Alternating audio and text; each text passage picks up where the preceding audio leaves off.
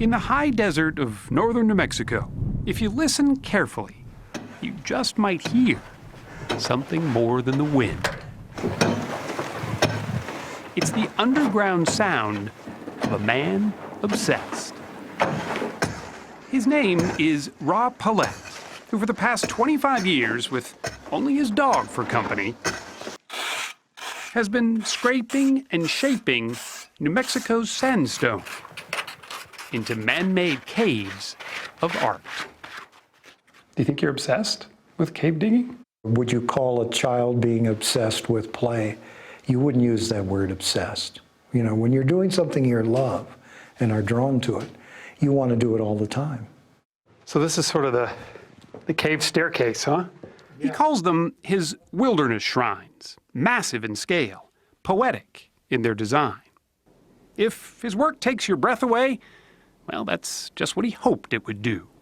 I see this as an environmental project. I'm trying to open up people's feelings. So you call this one what? I call this the tree of human kindness.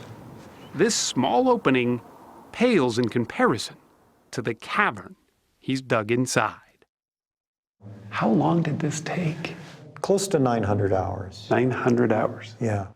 You wanted, though, this sense of sort of being enveloped by a tree. Yes. He sees himself as a magician, playing with space, both big and small, who creates what he calls the cave effect. It has a lot to do with the juxtaposition of opposites. The sense of being underground with light streaming in. The intimacy of being in a cave, yet the columns end up very large, sometimes 30, 40 feet high. He has no degree in sculpting. He's not a structural engineer, and he's not an architect. He's simply a man who found his passion. Most of the wonder that I feel is in the actual making of the caves. Once they're made, You move on. I move on if I want fresh wonder.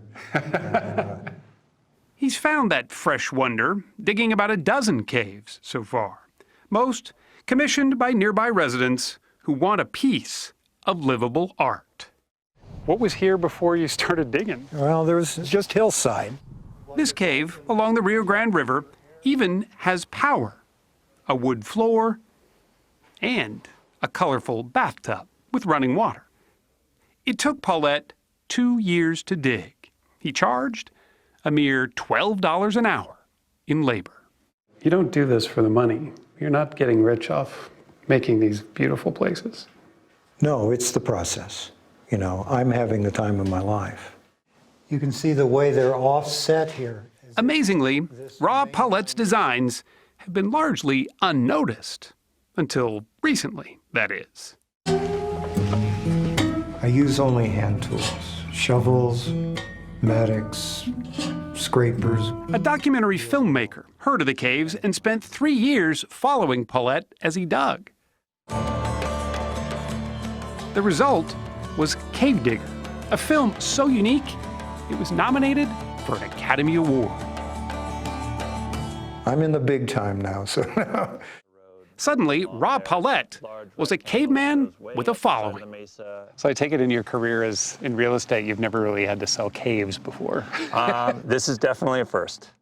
Realtor Tom Abrams is now selling 2 of Paulette's caves, along with the 200 or so acres around them, for close to $1 million. But Paulette won't see any of that money. It all goes to the seller.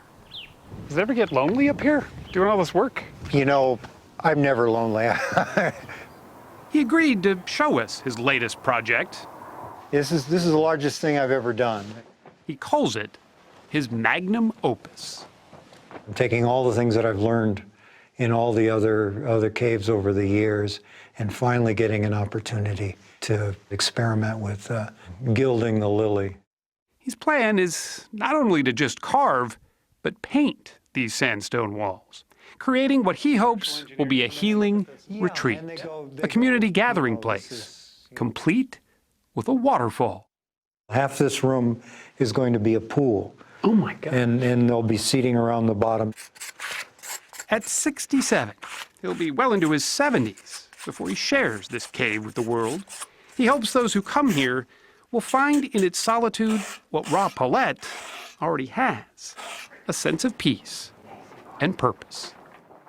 If there was one simple thing you wanted people to take away from being in one of your caves, what would it be?